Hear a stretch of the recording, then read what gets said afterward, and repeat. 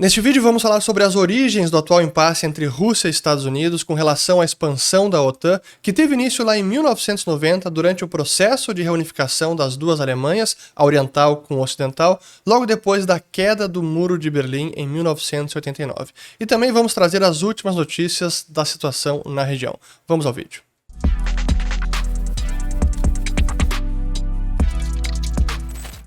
Muito bem, a todos aqueles que estão chegando agora aqui no canal, meu nome é Fernando Urrich, aqui a gente fala de economia, mercados e investimentos. Se vocês gostarem do conteúdo, considerem se inscrever ativando o sininho aqui embaixo e também compartilhando esse vídeo. Pois muita coisa aconteceu nos últimos dias, infelizmente sem nenhum avanço concreto pelo lado diplomático, portanto a situação ainda é delicada. Pela parte dos exercícios militares, eles prosseguem, Rússia com as suas tropas perto da fronteira da Ucrânia, exercícios militares conjuntos também entre Rússia e Bielorrússia, pelo lado do país da Bielorrússia. Então a parte militar também segue. Do outro lado, no Ocidente, Estados Unidos têm enviado tropas para países da OTAN, assim como armamentos, então a situação ainda é séria e causa preocupação em todos. E pelo lado diplomático, nenhum avanço concreto. Houve reuniões recentemente entre o Emmanuel Macron, presidente da França, com Vladimir Putin. O Macron teria dito que sim, o Putin teria se comprometido em que não escalaria a situação. Logo depois o Kremlin desdisse o que o Macron havia afirmado. Então realmente não tem havido evoluções pelo lado diplomático. E eu vou voltar a esse ponto porque a verdade é que parece haver um problema em que um lado fala uma coisa, o outro escuta, mas não entende nada e vice-versa. Então, esse é um dos problemas onde as preocupações ou as demandas de cada um dos lados não estão sendo realmente entendidas. E esse é o motivo que faz com que essa continue sendo a maior crise de segurança da Europa desde o fim da Guerra Fria, em 1991, quando foi dissolvida a União Soviética. Mas voltando então a origem do impasse, porque o que a gente está vendo nesse momento também é uma história sobre a deterioração das relações entre Estados Unidos e Rússia depois da caída do comunismo em 91. Essa é a grande história também e é um pouco da origem do atual impasse. E eu quero começar mostrando uma fala do Vladimir Putin, que foi durante uma coletiva de imprensa após uma reunião que ele teve com o primeiro-ministro da Hungria, Viktor Orbán. E nessa fala, foi a primeira vez que o Putin realmente deu a sua explicação bem detalhada. Eu vou botar um pequeno trecho aqui na tela para vocês, mas depois eu recomendo que assistam na íntegra, porque realmente ele expõe todo o seu raciocínio e a sua motivação para a tensão atual. Então vamos colocar aqui na tela, e aí depois, aqui está, e aí depois, como sempre, volta para mim. Vamos lá. Объяснить логику нашего поведения и наших предложений. Как известно, нам были даны обещания не продвигать инфраструктуру блока НАТО на восток ни на 1 дюйм. Всем это хорошо известно. Сегодня мы видим, где находится НАТО. Польша, Румыния, страны Прибалтики. Сказали одно, сделали другое. Как у нас говорят в народе, кинули. Ну, просто обманули. Ладно, хорошо. Потом США вышли из договора по противоракетной обороне. Мы долго уговаривали это не делать. Это один из основополагающих, фундаментальных договоров обеспечения безопасности империи. Тем не менее, Соединенные Штаты сделали то, что сделали, вышли. И теперь пусковые установки ПРО находятся в Румынии и в Польше создаются, скоро будут, наверное, если еще не сделали. А там стоят пусковые установки МК-41, на которые можно устанавливать томагавки. То есть это уже не противоракета, а ударные системы, которые будут покрывать нашу территорию на тысячи километров. Но это разве не угроза для нас? Теперь, говорят, следующий шаг – это Украина. И ее нужно принять в НАТО. Вот послушайте, что я скажу внимательно. Ведь в доктринальных документах самой Украины написано, что они собираются вернуть Крым, в том числе военным путем. Не то, что они говорят на публику, а в документах написано. Представим себе, что Украина является членом НАТО. И напичкана оружием, стоят современные ударные системы, так же, как в Польше и в Румынии. Кто помешает? И начинает операции в Крыму. Сейчас не говорю даже про Донбасс. Это суверенная российская территория. Вопрос для нас в этом смысле закрыт. Представим, что Украина страна НАТО и начинает эти военные операции. Нам что, воевать с блоком НАТО? Ну, кто-нибудь об этом хоть что-нибудь подумал? Pохоже, что нет. Então veja as palavras do Putin. Ele se sente traído pelo Ocidente, ou mais especificamente pelos Estados Unidos, porque promessas ou garantias foram dadas e não foram cumpridas no sentido do avanço da OTAN no leste em direção às fronteiras da Rússia. E nesse vídeo eu não quero falar sobre a visão do Putin, do seu regime autoritário, a visão expansionista que a Rússia historicamente teve e ainda tem. Isso eu falei nos demais vídeos, vou colocar aqui em cima. Mas esse é mais para entender um pouco da origem recente do atual impasse com relação ao papel e a expansão da OTAN. E tudo começa para os russos, e com razão, em fevereiro de 90, quando Gorbachev discutia com George H.W. Bush, presidente americano da época, e o secretário de Estado James Baker sobre a reunificação da Alemanha Oriental e, segundo os documentos comprovam, se Gorbachev cedesse à Alemanha Oriental e permitisse que ela fizesse parte da OTAN, porque a Alemanha Ocidental já era parte da OTAN, os Estados Unidos não avançariam nem uma polegada em direção ao leste. Essa é a famosa frase "not one inch", utilizada mais de uma vez pelo secretário James Baker. Então isso foi uma promessa, não foi um tratado, não foi uma garantia por escrita, nada disso. Mas sim foi uma promessa falada, e aqui temos até alguns dos documentos que registram isso. Vou colocar na tela a fala aqui do James Baker, dizendo exatamente o seguinte, ó, nesse segundo parágrafo. Nós entendemos que a necessidade para garantias aos países do leste. Se nós mantivermos a presença na Alemanha, que já é parte da OTAN, não haveria nenhuma extensão da jurisdição das forças da OTAN em direção ao leste. Então, não haveria uma expansão, aqui palavras do James Baker, e claro que o Gorbachev concordou. Naquele momento, a União Soviética ainda não tinha se dissolvido, apenas a Alemanha estava reunificando com a Alemanha Ocidental. Mas isso foi falado, e desde então, para os russos, essa foi a promessa dada, que não haveria expansão da OTAN. E tem um livro muito recente, foi publicado agora no final do ano passado, da Mary Elise Sarotti, que é uma historiadora, jornalista americana, e o livro é fantástico. Ela também escreveu sobre a queda do Muro de Berlim, ela viveu na Alemanha até durante esse momento, e ela conta como esse é o início do atual impasse, e ali começou a deterioração das relações dos Estados Unidos com a Rússia, porque os dois lados acabaram tendo atitudes, nos anos que se seguiram, que contradisseram o que eles estavam se comprometendo naquele momento, ou pelo menos em questões diplomáticas com relação à OTAN e geopolítica na década de 90, pós-Guerra Fria. E eu vou colocar na tela agora uma conversa da Mary Sarotti com o Neil Ferguson, da Hoover Institution, autor famoso, justamente sobre o livro dela. Só alguns minutos e depois vai voltar para mim, como sempre. Então, vamos lá.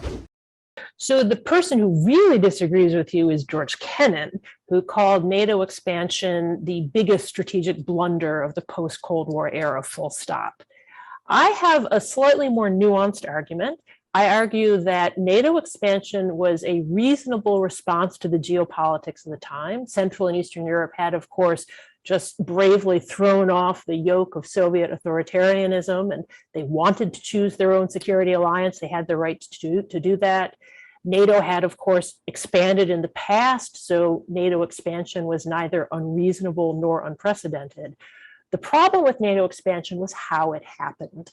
It happened in a way that maximized friction with Moscow during the precious thaw at the end of the Cold War. And in the book, I tell this story in great detail. Now, I don't believe in monocausality. I do not argue in the book that American and Russian relations declined solely because of NATO expansion. But I do argue that it combined with a lot of other factors during this critical thaw at the end of the Cold War to yield a very dark timeline towards the present, the one that we are currently on. One way to think of the book is as a reframing of the end of the Cold War.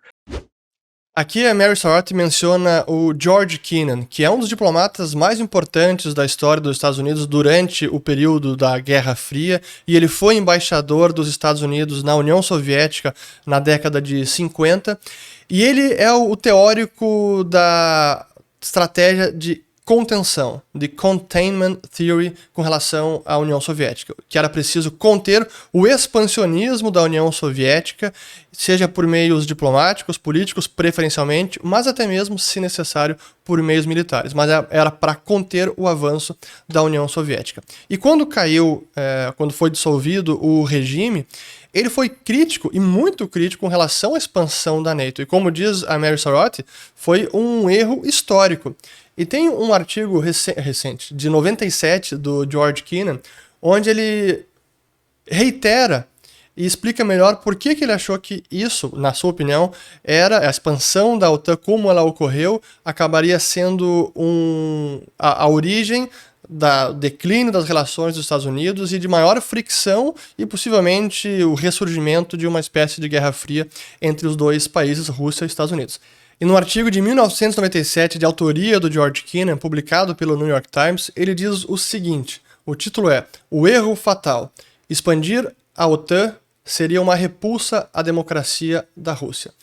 E é o trecho que eu marquei o seguinte, a visão, declarada de forma nua e crua, é que expandir a OTAN seria o erro mais fatal da política americana em toda a era pós-Guerra Fria. Tal decisão pode ser esperada que inflame as tendências nacionalistas, militaristas e anti-ocidentais, na opinião russa. Também é esperado que tenha efeitos adversos no desenvolvimento da democracia russa, a restaurar o ambiente de Guerra Fria nas relações Oriente e Ocidente e a impelir a política externa russa em direções que nós decididamente não gostaríamos. E, por fim, tornaria muito difícil, se não impossível, garantir a ratificação da Rússia nos acordos para atingir mais reduções de armas nucleares. Então aí a posição do George Kennan, pai da teoria de contenção da expansão da União Soviética. Aí vem a pergunta, bom, mas se a via direta pela expansão da OTAN para garantir a segurança da Europa pós-Guerra Fria, havia outra alternativa? E é nisso que traz a Mary Sarotti no seu livro, porque sim, havia uma outra forma de garantir a segurança, um pouco mais sutil, não talvez beligerante, ou acabaria não sendo encarada de forma beligerante ou uma afronta pelos russos, porque a expansão da OTAN é encarada dessa maneira, e essa outra via se chamava Parceria para a Paz. Partnership for Peace, um acordo da OTAN que tinha inclusive a Rússia como uma das signatárias. E era uma forma um pouco diferente porque provia um caminho para que os países do leste europeu pouco a pouco pudessem fazer parte da OTAN, mas não da forma direta como foi feita.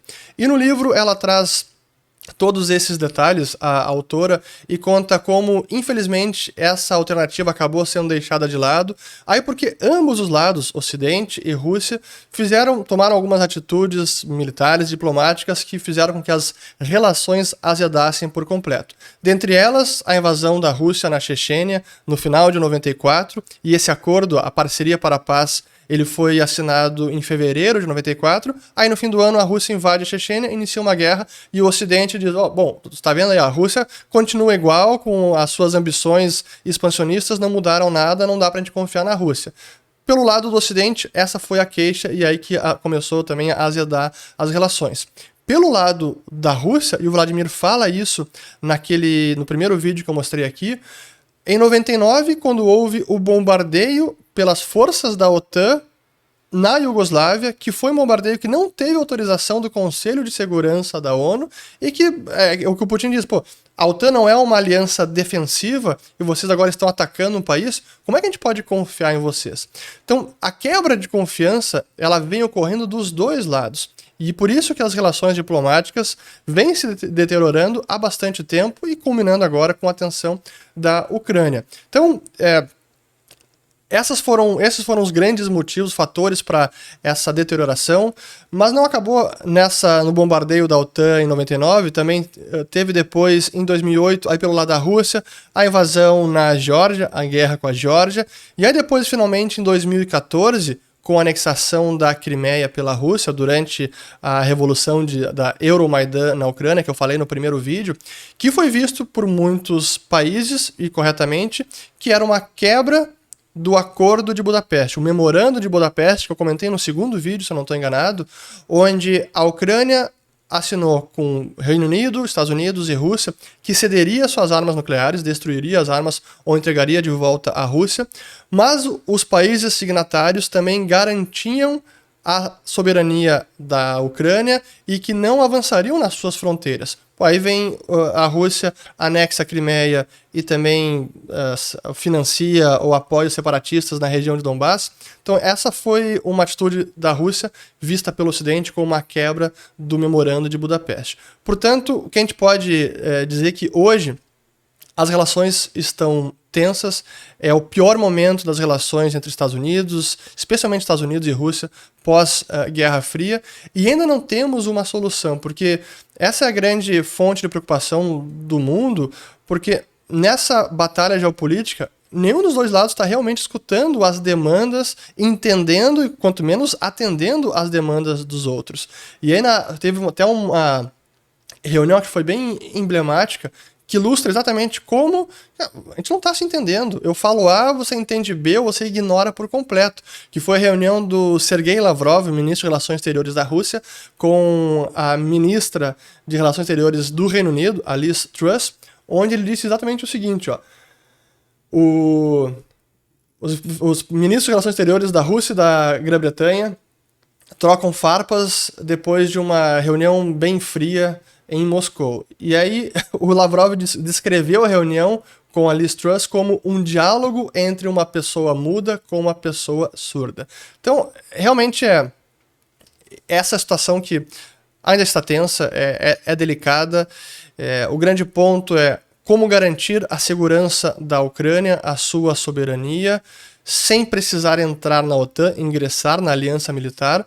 Para a Rússia isso é inadmissível, mas o Ocidente segue dizendo que não vai negar o eventual acesso da Ucrânia na OTAN e que a política de portas abertas vai permanecer. Portanto, as questões nevrálgicas para ambos os lados seguem sem serem entendidas e muito menos atendidas. Então, vamos acompanhar. Ainda não temos uma solução, não temos uma escalada do conflito, mas também não há uma distensionada do que está acontecendo na região. Espero que tenham gostado desse vídeo com uma breve explicação das origens e os principais fatores que levaram a situação ao impasse atual. Fico por aqui e volto no próximo vídeo. Links todos, como sempre, colocarei na descrição do vídeo, são vários. Eu recomendo que vocês assistam também as palestras da Mary Sarotti e aquele vídeo do Putin, porque ele fala todo o seu racional por trás do que está acontecendo agora.